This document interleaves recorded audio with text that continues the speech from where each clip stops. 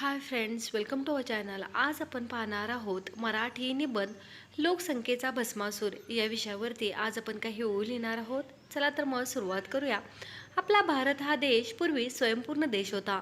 भारताला सोने की चिडिया असे संबोधले जात असे. देश पूर्वी अन्नधान्याच्या बाबतीत सुद्धा स्वयंपूर्ण होता. देशात अन्नधान्याचे भरपूर प्रमाणात उत्पादन होत असे. प्रत्येक गावामध्ये घराघरातून सोन्याचा धूर निघत असे म्हटले जात असे. भारत सर्वच बाबतीत स्वयंपूर्ण होता. त्याचे मूळ कारण म्हणजे त्यावेळी देशाची लोकसंख्या कमी होती. देशात जमीन क्षेत्र मोठ्या प्रमाणात उपलब्ध होते. उत्पादन जास्त आणि खाणारे तोंडे कमी असे समीकरण होते. परंतु लोकसंख्या वाढीचा गहन प्रश्न ही आजच्या भारत देशाची एक जटिल व प्रमुख समस्या निर्माण झाली आहे.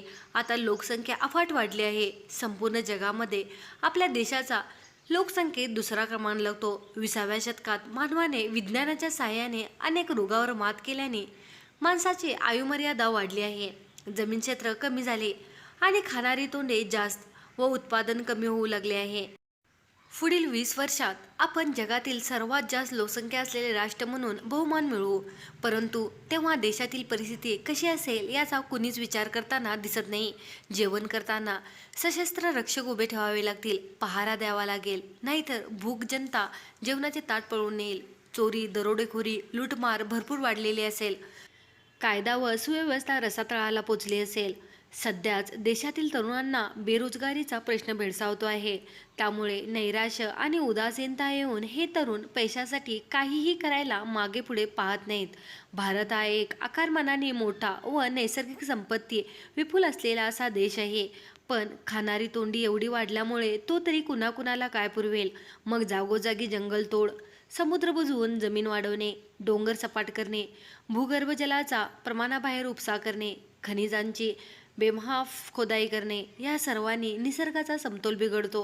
मग पूर, भूकंप, सुनामी, दुष्काळ अशा नैसर्गिक आपत्तींनी आपण झोडपले जातो.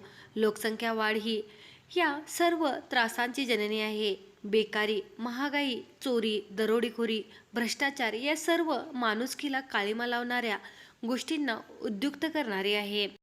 सर्वप्रथम कुटुंब नियोजन सक्तीचे करून फक्त 2च अपत्ये असावीत हा कायदा अस्तित्वात आणा.